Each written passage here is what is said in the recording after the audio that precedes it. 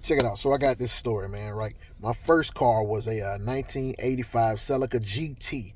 It was nice. It had some rims on it. My mom just came out of nowhere and said, "Hey, you want to go get a car?" I'm like, "Yeah." Now at this time, I lived on my own. I think she was just trying to bond with me a little bit. So she went to take me to a car dealership, and basically, if you gonna give me a car, I'm like all about it. The note was on me, but she was like, "Hey, we'll get your car." It was like $2,200. I was like, "Yeah, I want that car." I got the car. I enjoyed it for about 30 days before it threw a rod, which basically means that the engine is done, right? So I had the car for a little while. I'm paying a note on a car that's nothing more than a paperweight. It's just sitting in the front. I can't do nothing with it. I've been ran the battery down because that's all I could do was turn it over. With the battery, but it wasn't starting right.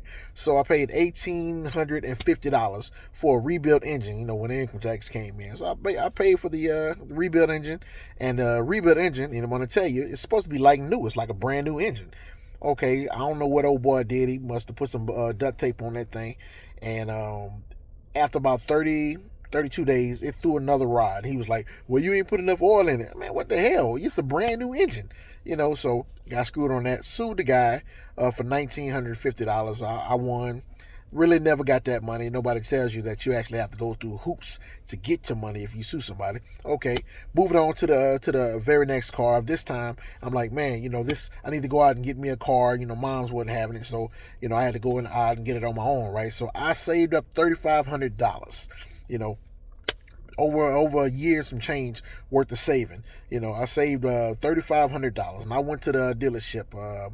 I can't even remember the name of the dealership, but it was a Ford dealership. I went there. It was a Dodge Spirit. I can't remember the year, maybe an '87, something like that. Dodge Spirit. It's not a fancy car, not a real, especially nice car, but a decent car, man. So the car itself costed 80. No. How much did it cost? I think it cost $6,600. Keep in mind, I'm putting $3,500 down on it. $3,500 down. Car cost $6,600. Had a 28% interest rate, and of course I had to pay for the warranty that's supposed to come with the car, so a year warranty. When I left out of there, I owed them people $8,600. The car cost $6,600. I paid $3,500.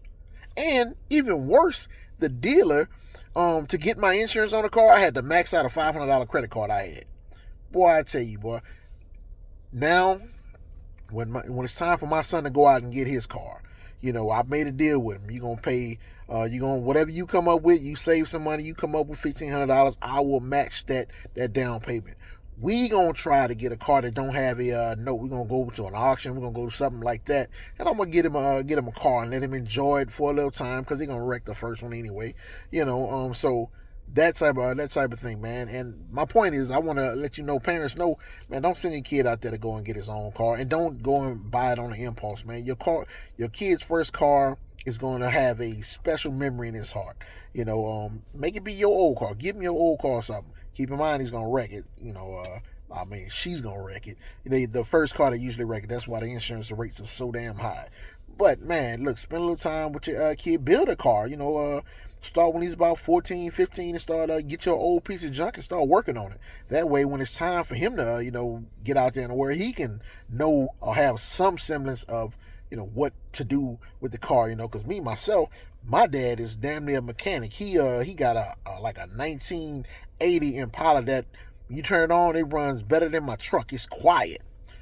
I know where the gas go in the car. That's pretty much it. I could do a couple things, I've learned on my own, but I'm not a mechanic. If something breaks, I'm taking it to the shop. I'm not changing brake pads. I'm not doing that type of thing because I'm not good with that type of thing. I don't know. So, long story short, man, get out there with your kid and make that first vehicle experience a good one because mine sucked.